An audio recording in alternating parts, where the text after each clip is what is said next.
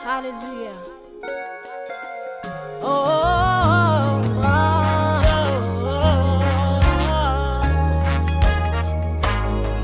በማይሆን መንገድ ስራመድ አልፌም ስንገዳገድ ቃል ነው መካሪዬ ቃል ነው መላሴ አልፎ ስንት ዘመን ገስግሶ ስንት ዓመት አልተለወጠም ሕያው ነው አይለወጥም ጽኑ ነው የቃል ፍቺ ያበራል አልተለወጠም ዛሬም ይሰራል ዘላለም ይኖራል እያበራ ካመኑት ጋር የአምላኬ ቃል አያረጅም የኢየሱስ ቃል አያረጅም ዘላለም ይኖራል እያበራ ካመኑት ጋር ከዚህ በፊት በነበረው ክፍለ ጊዜ ጌታችን ኢየሱስ ክርስቶስ የዓለም ብርሃን የሆነ ኢየሱስ ክርስቶስ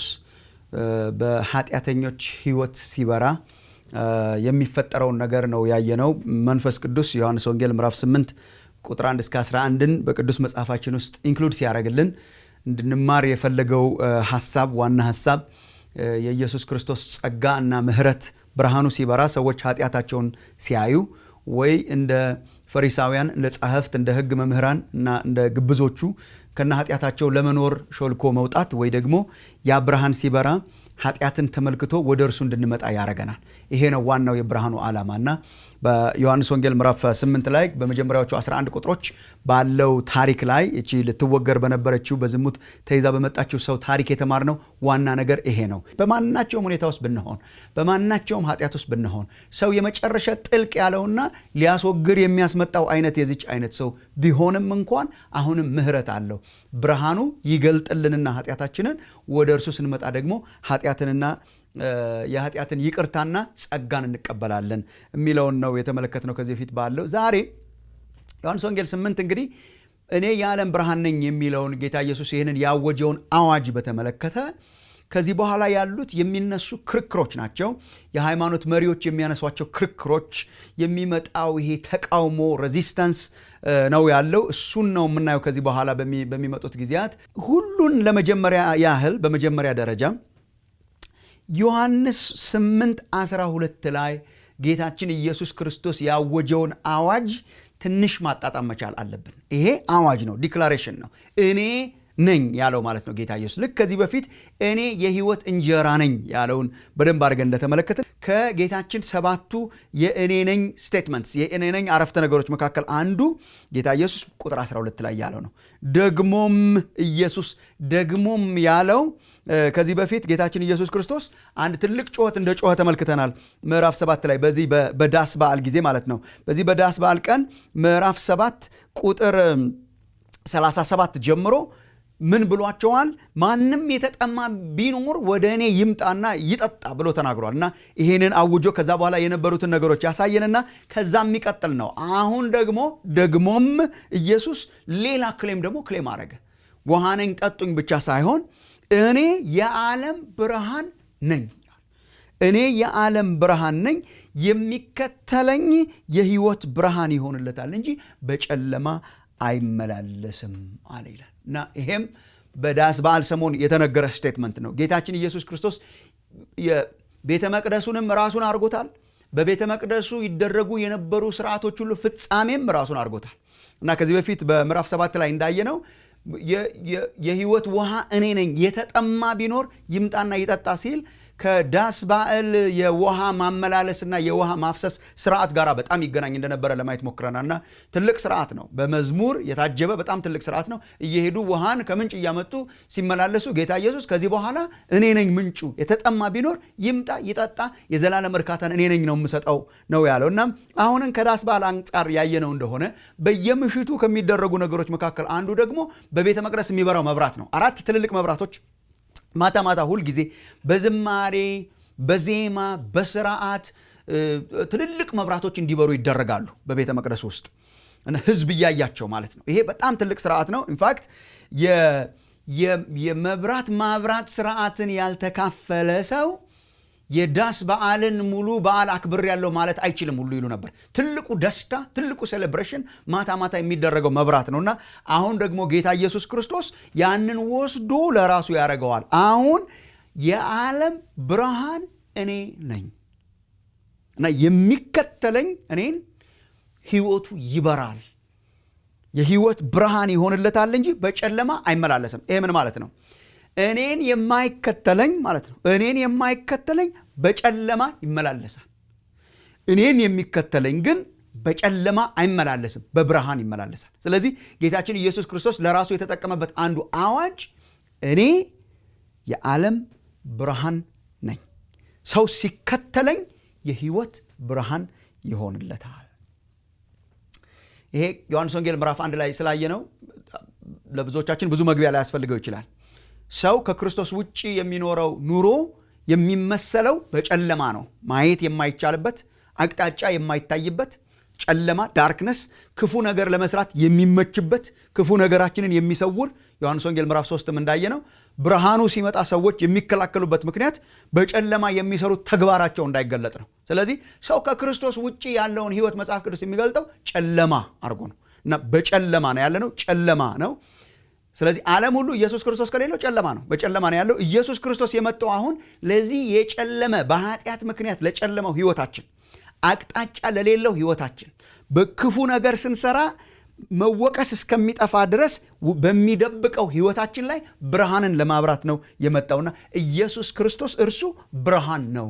ዮሐንስ ወንጌል ምዕራፍ 1 ቁጥር 4 ዮሐንስ ወንጌል ምዕራፍ 1 ቁጥር 4 አንዱ የሚነግረን በረከት በመጀመሪያ ቃል ነበረ፣ ቃል በእግዚአብሔር ዘንድ ነበረ። ለማስታወስ ያህል ቃልም እግዚአብሔር ነበረ፣ እንዴን በእርሱ ሕይወት ነበረች ይልና ሕይወትም የሰው ብርሃን ነበረች። ስለዚህ ኢየሱስ ክርስቶስ ይዞት የመጣው አንዱ ባርኮት የበራ ሕይወትን ለሰው ልጆች መስጠት ነው። እርሱ ብርሃን ነው። ወደ ሰው ሕይወት ሲመጣ፣ ሰው ወደ ክርስቶስ ሲመጣ ሕይወቱ የበራ ይሆናል። ይሄ እኔ የዓለም ብርሃን ነኝ የኢየሱስ ክሌም ከብሉይ ኪዳን ጋር በጣም የተያያዘ ነው። በብሉይ ኪዳን እግዚአብሔር ራሱ ብርሃን ነው። ብሉይ ኪዳን እግዚአብሔር ራሱ ብርሃን ነው። ብርሃን የእግዚአብሔር መገለጫ ነው። ኑ በእግዚአብሔር ብርሃን እንሄድ እንደተባለ ማለት ነው። ቃሉ ብርሃን ነው፣ እግዚአብሔርም ብርሃን ነው። ብርሃን የእግዚአብሔር መገኘት መግለጫ ነው። አንዱ እግዚአብሔር ተገኘ የሚባልበት አንዱ የመገኘቱ አምሳል፣ የመገኘቱ ምሳሌ፣ የመገኘቱ አንዱ መተረኪያው መንገድ ብርሃን ነው።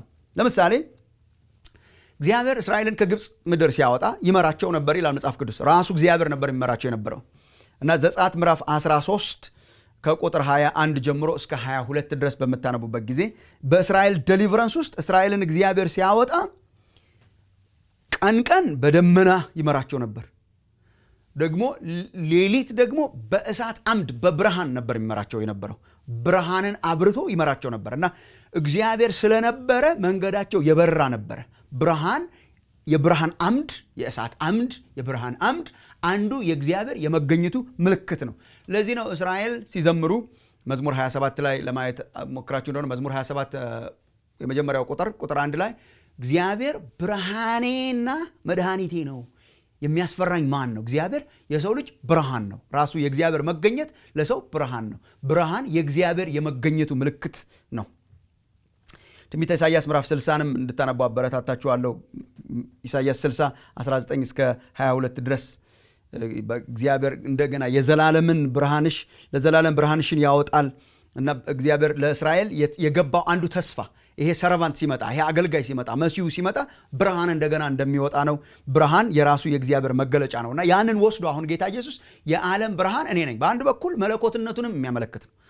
የብርሃን መገኘት ይሄ የተለየ ብርሃን ነው። ይሄ የተለየ ብርሃን ነው። ሶርሱ ነው።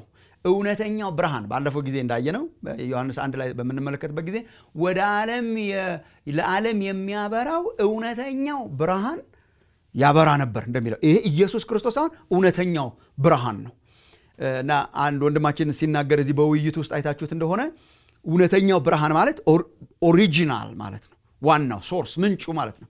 ከብርሃን እየተቀበሉ የሚያበሩ ብርሃናት አሉ።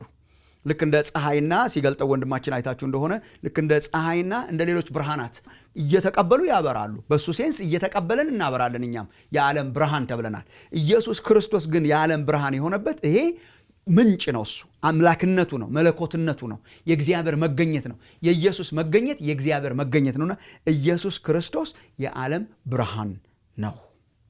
አንዱ ነኝ ያለው ጌታ ኢየሱስ ብርሃን ነኝ፣ ብትከተሉኝ ሕይወታችሁ ይበራል። እግዚአብሔር ልባችንን ይክፈተው ይህንን ብርሃን እንድንቀበል። ምክንያቱም የሰው ልጆችን ሕይወት መግለጥ የሚችል ሌላ ነገር ምንም የለም። ይሄ ብርሃንና ጨለማን በየጊዜው ኤክስፔሪየንስ ስለምናረጋቸው ስለምንለማመዳቸው በልምምድ ነው የሚታወቁት። ይሄ በሌክቸርም የሚታወቅ በመቅለጫ የሚታወቅ ሳይሆን ጨለማ ምንድን ነው? ጨለማ ነው። ሴንሱ የተዘጋ ነው። ምንም ነገር ማየት የማይቻልበት ነው። ያልጠራ ነው። ቆሻሻ ነው። የጨለመ ነው ሲባል ኤክስፔሪየንሱ ሞራሊ ዳርክ ነን እኛ። እግዚአብሔርን መምሰል በተመለከተ እግዚአብሔርን ማክበር በተመለከተ ጨለማ እንደን በክርስቶስ ያገኘነው ሕይወት በምን ይገለጣል? ይሄ የቀመሱንም ነው የምናውቀው። ብርሃን ነው። ሰው ሕይወቱ ይበራል። የሕይወቱ አቅጣጫ ይበራለታል። ለዚህ ነው ጌታ ኢየሱስ ባገለገለባቸው ቦታዎች ሁሉ ሲያገለግል እየዞረ ሲያገለግል ያገለገለባቸው ከተሞች ትንቢተ ኢሳይያስን በመጥቀስ ማቴዎስ ምን ይላል? በጨለማ የተቀመጠው ሕዝብ ታላቅ ብርሃን አየ።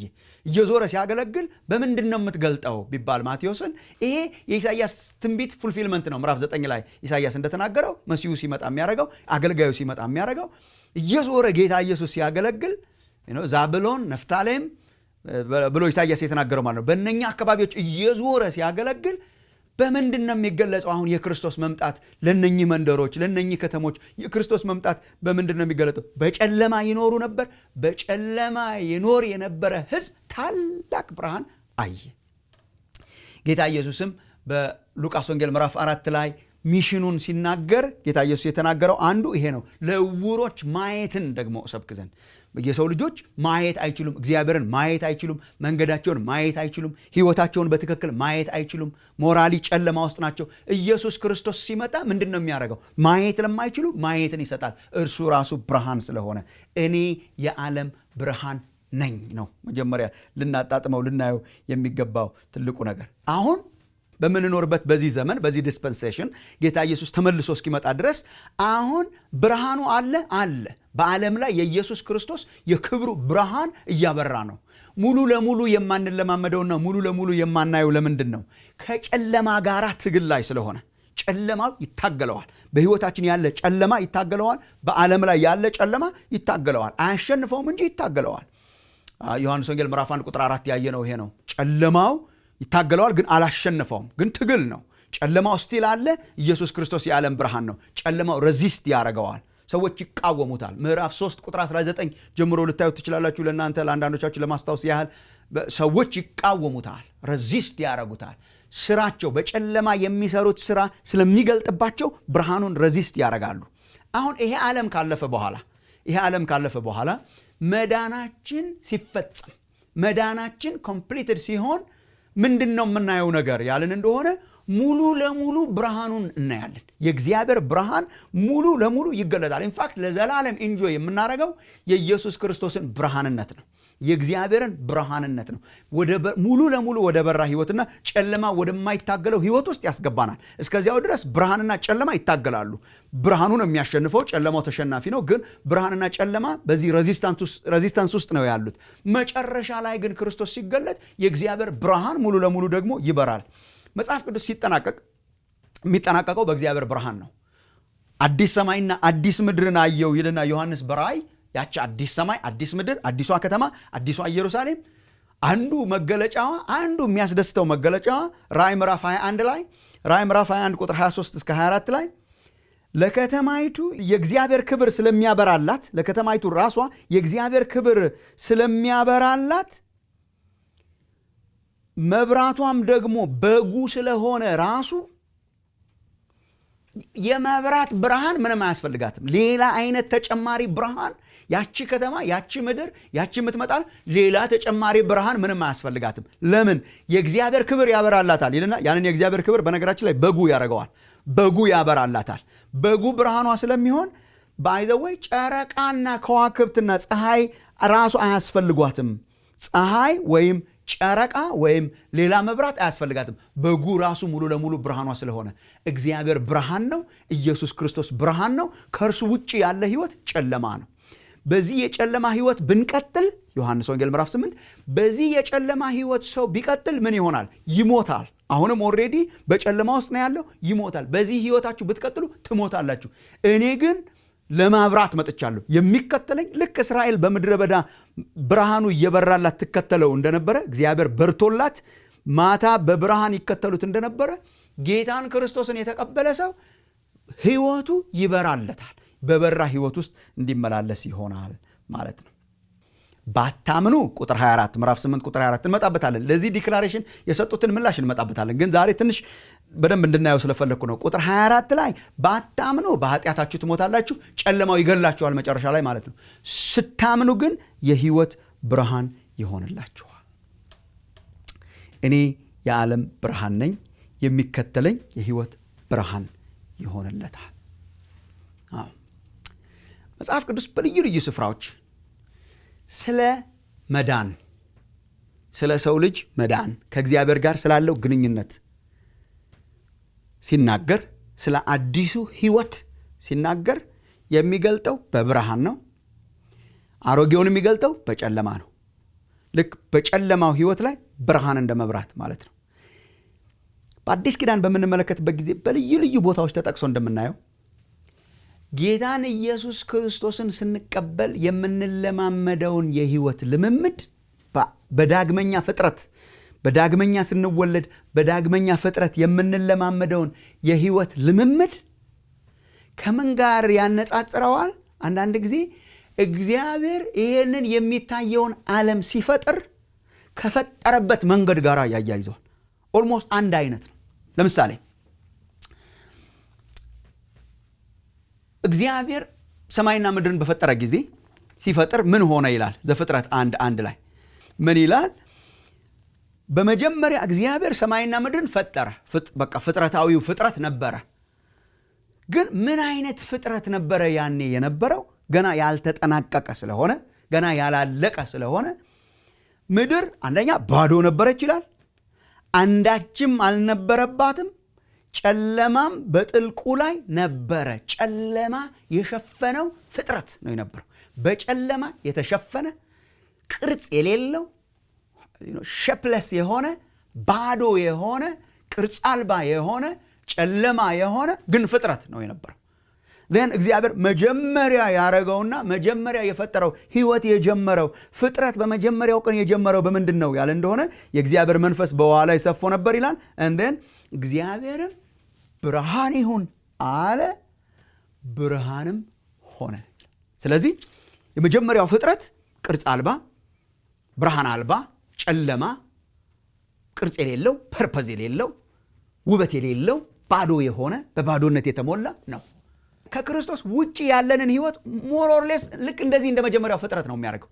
ቅርጽ አልባ በመንፈስ ማለት ነው። ቅርጽ አልባ፣ ፐርፐዝ አልባ፣ ባዶ የሆነ በባዶነት የተሞላ የእግዚአብሔር ክብር የሌለው ነው እና የመዳን ህይወት እንዴት ነው የሚጀምረው ያለን እንደሆነ ልክ እግዚአብሔር መጥቶ ቅርጽ ለሌለው ጨለማ ለዋጠው ፍጥረት ብርሃን ይሁን እንዳለው አሁንም ብርሃን ይሁን ይላል።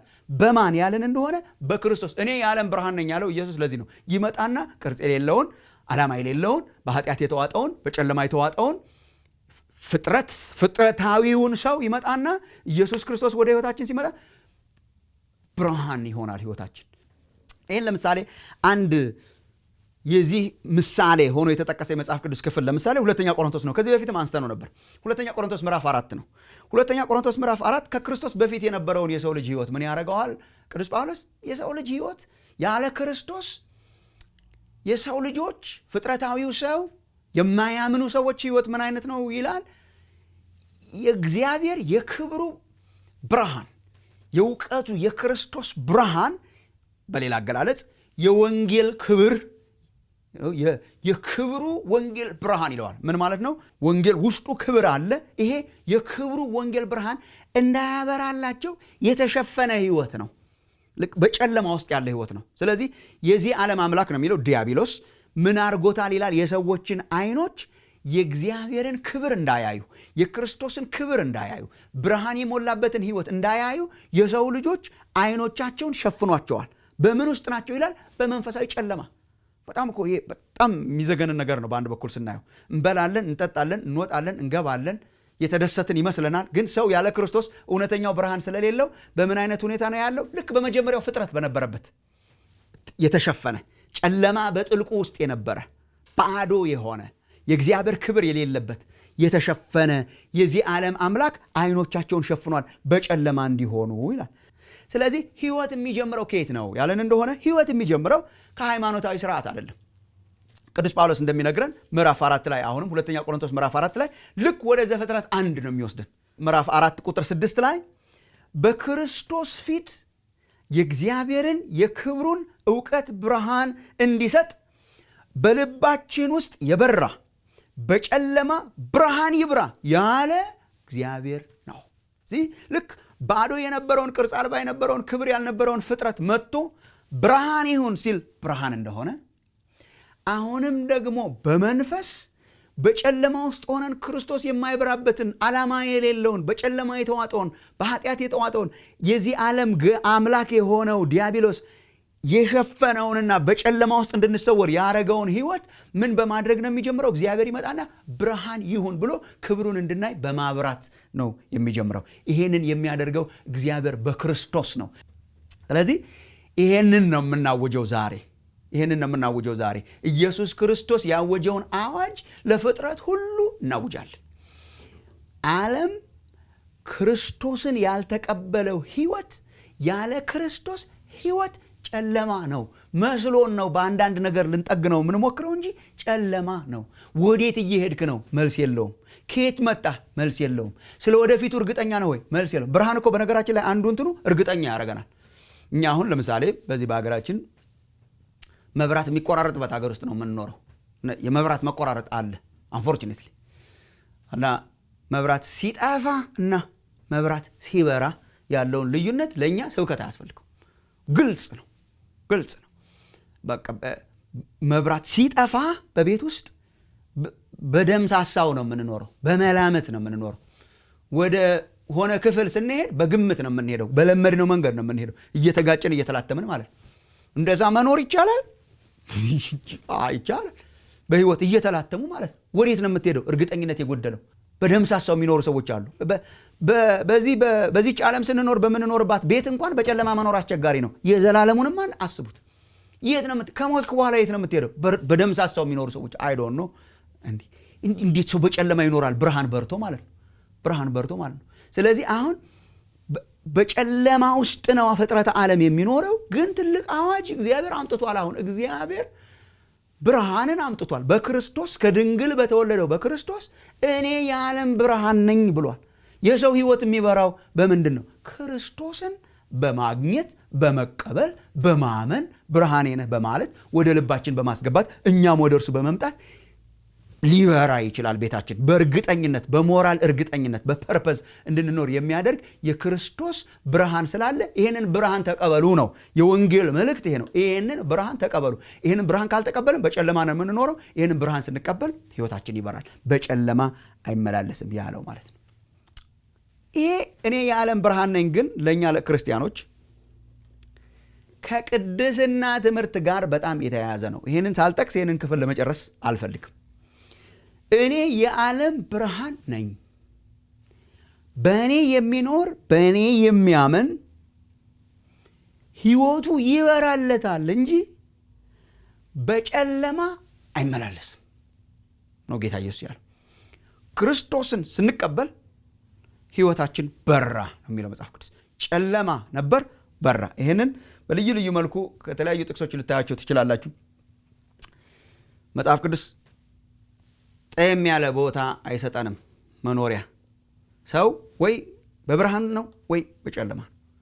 ኤፌሶን ምዕራፍ 5 ላይ መጽሐፍ ቅዱስ ከያዛችሁ ኤፌሶን 5 ላይ ብትሄዱ ህይወታችንንና አካባቢያችንን ብቻ ሳይሆን ብርሃንና ጨለማ የሚያደርገው እኛን ራሳችንን ሰው ያለ ክርስቶስ ጨለማ ነበራችሁ ነው የሚለው። ራሱ ህይወታችን ጨለማ ነበር፣ አሁን ግን በጌታ ብርሃን ናችሁ ነው።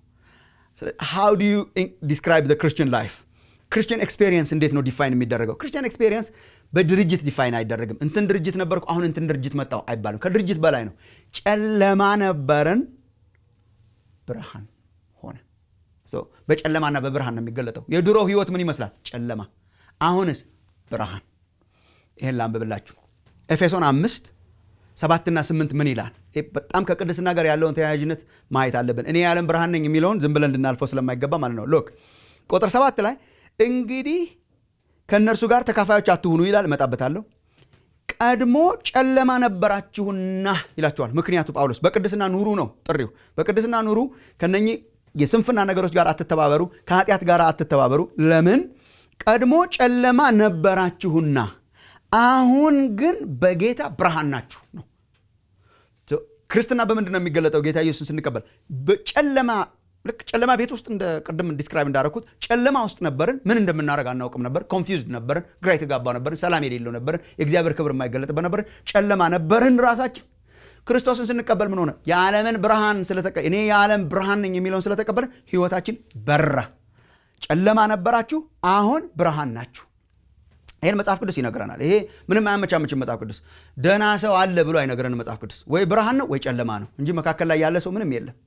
አሁን ቅዱስ ጳውሎስ የቆሮንቶሳውያንን ሲመክራቸው ሁለተኛ ቆሮንቶስ ምዕራፍ 6 ላይ ሁለተኛ ቆሮንቶስ 6:14 ላይ ከማያምኑ ሰዎች ጋር በማያመች አካሄድ አትጠመዱ፣ ማያመች አካሄድ አለ፣ ማያምን ሰው ጋር ራቁ አይልም መጽሐፍ ቅዱስ። ማያምን ሰው ጋር ወዳጅ መሆን በጣም ጥሩ ነው። ለማያምኑ ሰዎች ብርሃን እንድንሆን ነው እግዚአብሔር የጠራን። ግን የማይመች አይነት አካሄድ አለ። እግዚአብሔርን ለማክበር የማይሆን የማይመች አይነት ህብረት አለ። የማይመች አይነት ግንኙነት አለ። የማይመች አይነት አካሄድ አለ እና አትሂዱ ይላል። የማይመች አካሄድ አትሂዱና ሲገልጸው ምንድነው አንዱ የሚገልጽበት? ብርሃን ከጨለማ ጋር ምን ህብረት አለው ይላል። አንተ ብርሃን ነህ፣ ያንን ሰው ጨለማ ነው የሚለው። ብርሃንና ጨለማ ምን ህብረት አለው? ስለዚህ ድሮ የነበረን ህይወት ጨለማ ነው፣ አሁን ያለነው ህይወት ደግሞ ብርሃን ነው ነው መጽሐፍ ቅዱስ። ይሄ ከቅድስና ጋር ምንድነው የሚያያዘው? ቅድስና ጋር የሚያያዝበት ምክንያት ብርሃን ከሆንን ብርሃን ስለሆንን በብርሃን ተመላለሱ ነው መጽሐፍ ቅዱስ የሚነግረን። ብርሃን ማለት በጣም በኃጢአት የጨለመ ህይወት ነበር፣ ክርስቶስ በራ ነው። ቅድስና ማለት ምን ማለት ነው? በሱ ሪያሊቲ መመላለስ ማለት ነው። በዚያ የብርሃን ሪያሊቲ መመላለስ። ተመልክቶ አሁንም ኤፌሶን 5 ልመልሳችሁ ወደኋላ። ኤፌሶን 5:3 ለቅዱሳን እንደሚገባ ግን ዝሙትና ርኩሰት ሁሉ ወይም መመኘት በእናንተ ዘንድ ከቶ አይሰማ ይላል። ዝሙት፣ ርኩሰት፣ መመኘት አይሰማ። የሚያሳፍር ነገርም የስንፍና ንግግርም ዋዛ የማይገቡ ናቸውና አይሁኑ፣ ይልቅም ምስጋና እንጂ። አሁን ይሄ የድርጊት ዝርዝር አይደለም። በኋላ ስንመጣ እንደምናየው የብርሃን ህይወት ነው። የብርሃን ህይወት ከነኚህ ጋር አይገናኝም ማለት ነው። ይህን ወቁ። አመንዝራም ቢሆን ወይም ርኩስ ወይም የሚመኝ እርሱም ጣዖትን የሚያመልክ በክርስቶስና በእግዚአብሔር መንግሥት ርስት የለውም ይላል። ከዚህ የተነሳ በማይታዘዙት ልጆች ላይ የእግዚአብሔር ቁጣ ይመጣልና ማንም በከንቱ ንግግር አያታላችሁ ይላል። ከነርሱ ጋራ ከነኚህ ድርጊቶች ጋራ ማለት ነው። ከነኚህ ድርጊቶች ጋራ ተካፋዮች አትሁኑ። ለምን?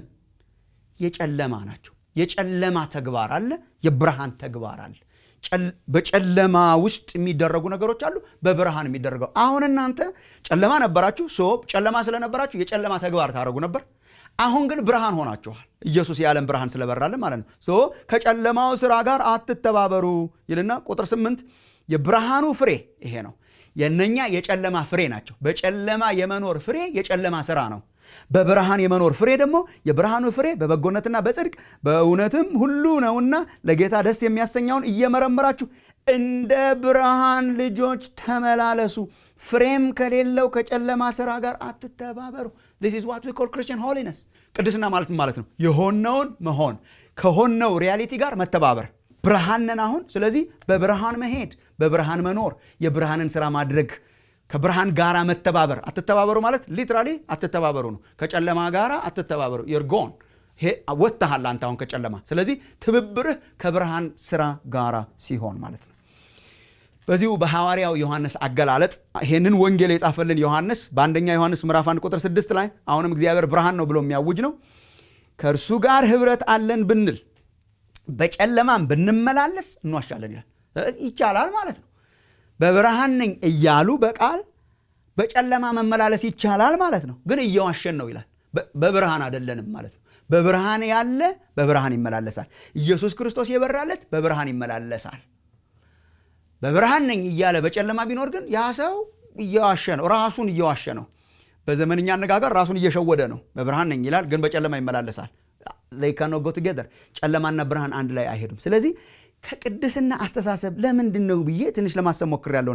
ማንም በከንቱ ንግግር አያታላችሁ ሲል ጳውሎስ ከንቱ ንግግር መታለል እንታለላለን። አንዳንድ ጊዜ ቅድስናን በተመለከተ ቸል እንድንዘናጋ እንታለላለን። ጌታን ስለተቀበልኩ ክርስቶስን ስላገኘው ኦልሬዲ ጌታ ኃጢአቴን ይቅር ስላለ ብቀደስ ባልቀደስ ያንንም ባደርግም ይሄንንም ባደርግም ይቻላል ማለት ነው። ይሄ የሚያታልል መጨከን ነው ያለብን።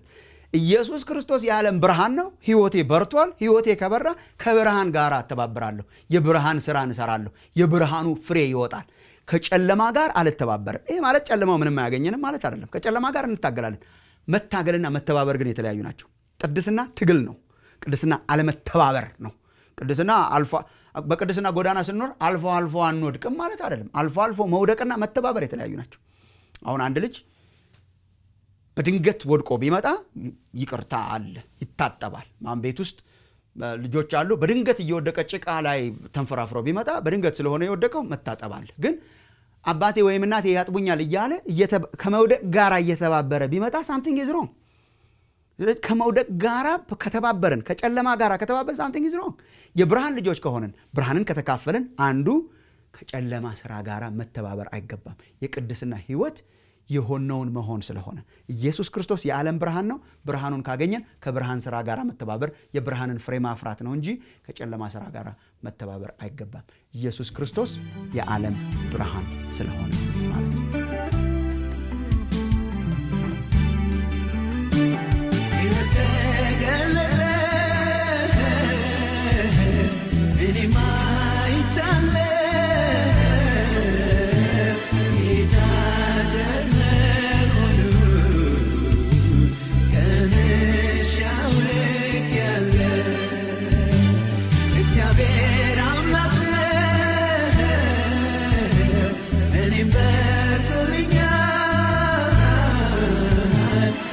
again.